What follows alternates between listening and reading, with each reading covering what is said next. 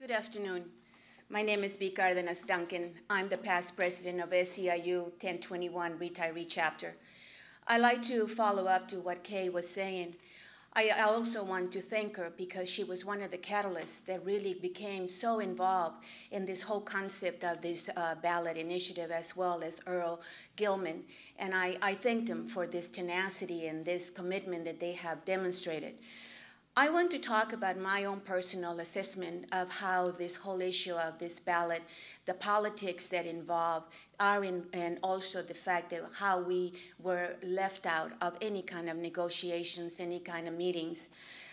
I was really disappointed, and I continue to be disappointed and depressed in a sense, because I have truly seen the disrespect, the annoyance, the exclusion that we as senior citizens, as retirees, we faced during this whole issue of this ballot.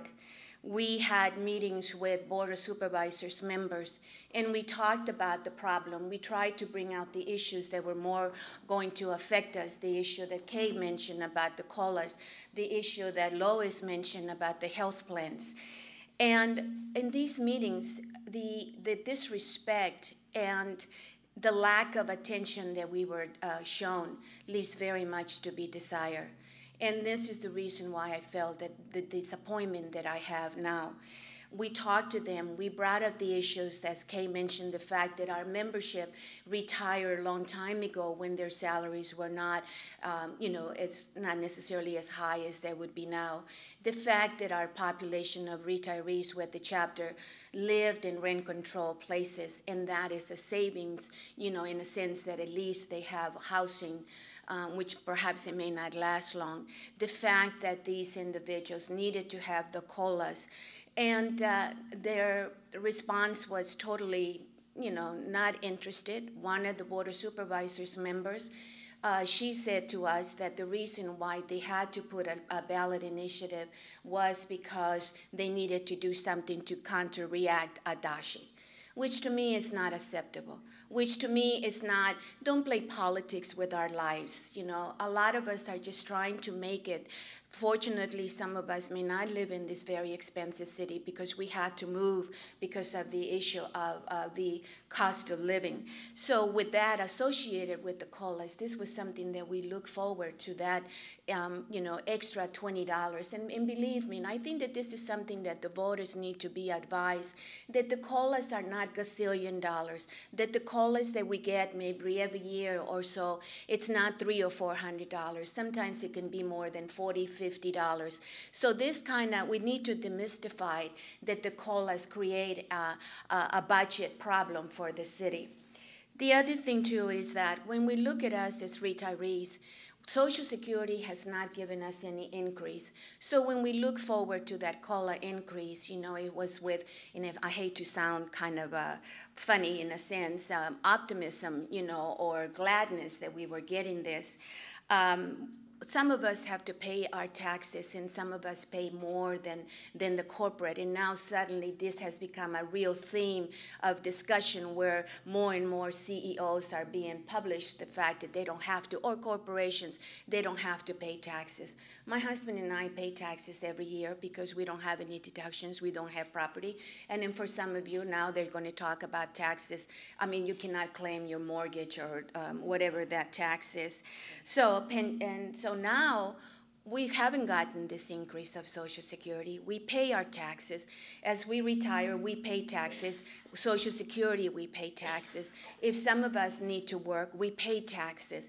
So we are left with in a very precarious situation. But I think the bottom line here, and this is again what the public perhaps needs to know, again, it is the total disdain that I have encountered for being a retiree. The total hateful attitude that I have seen. As a matter of fact, we met with another board member that is running for the Board of Supervisors, and we mentioned to him that, he had the legislation on top of his desk. This was 265 pages. And I brought it to his attention, how can someone, sit there and read these 265 pages of this legislation. And it was like a total looking at his watch. The other thing too, when we went to the Board of Supervisors, and I did say to the supervisor, you know, what you need to do with us is just put us on a bus and drive us out of the city, because you will no longer, and I think I used a little more of a harsh term, which I will not repeat here, not that it was a curse word or whatever, but he just sat there and, you know, like, oh my God, what are you saying? You know, this is not what this proposition is supposed to be all about. But again, you know, it was the looking at their clock, at the watch, and, you know, the next appointment.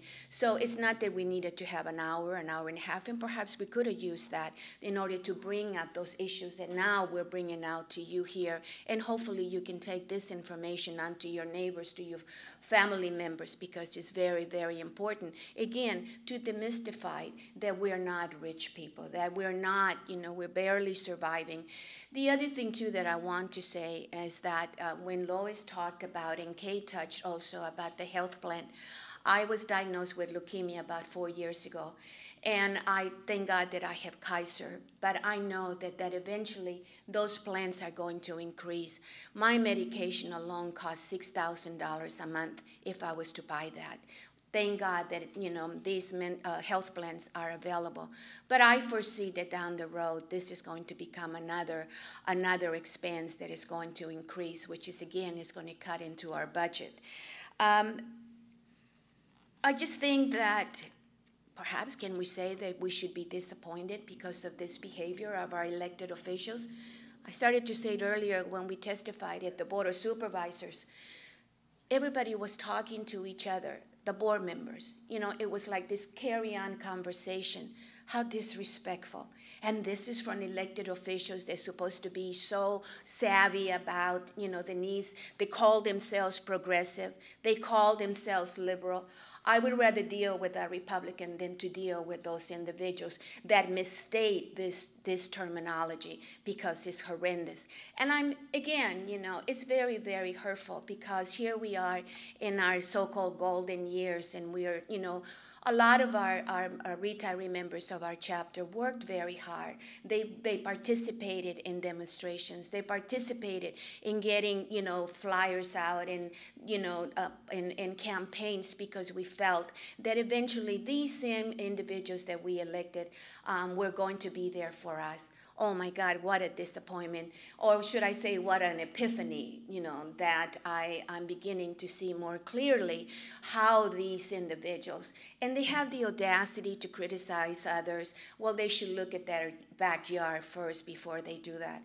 And so I just want to say that I'm very, very grateful for all the work that my colleagues here as members of the West Bay Retiree chapter. And I have to say, I did also spoke to Mr. Larry Bradshaw. I didn't even know who he was, because unfortunately, for almost all of last year, I was not participating because I went back to college and I did get my degree. Whoa, you know, is this really going to help? You know, but perhaps. But I have to thank Kay and Earl, specifically Kay, that what she encountered cannot be described in these few minutes that I have, where I could have hours. I was appalled at the way that she was treated. I was appalled at the way that she was kicked out of meetings. And you know, consistently, whether it was imaginatory or not, it was the reaction of Mr. Muscat with this grin on her and his face. Maybe I should talk in Spanish. With his, you know, and also we left the final Board of Supervisors meeting where this proposition got approved, this ballot initiative, and you should have seen the reaction of Mr. Muscat and this woman from MEA and Mickey Callahan. They sit there and, I mean, they stood there to the side, you know, chit-chatting and laughing, literally laughing. So how do you think we felt? Does that give us an opportunity to really go and just curse them out, or just, but that would have played into their hands, because we are far more professional than they would ever be. So I really want to thank Kay and Earl, but Kay did a lot of the research. She contradicted every information that Mr. Bradshaw was relaying to the members. She contradicted by figures. She contradicted by the research that she did. And for that, I'm very grateful. But I'm also grateful for all of you that have come here tonight to listen. And we're not preaching to the choir. We just want you to get a little different perspective as to what we have gone through. And perhaps some of you will go through as this campaign progresses. So I want to thank you. I hope that I didn't bore you. I hope that I didn't confuse you. I'm speaking from the heart. I'm speaking from my personal experience. And then again, you know, at my age, is this what the world is coming to? Are these the leaders that at one point thought we're going to be able to give us or help us to get a better life, a better income, you know, in terms of our retirement? But it's not doomsday, because you do have the power to be able to defeat these propositions. You do have the power to go out there and relay the true information. Mayor Ed Lee will probably come out with his mega bucks. Adachi will do the same. And all of the Board of Supervisors who approved this ballot initiative, shame, shame, shame. Thank you so very much.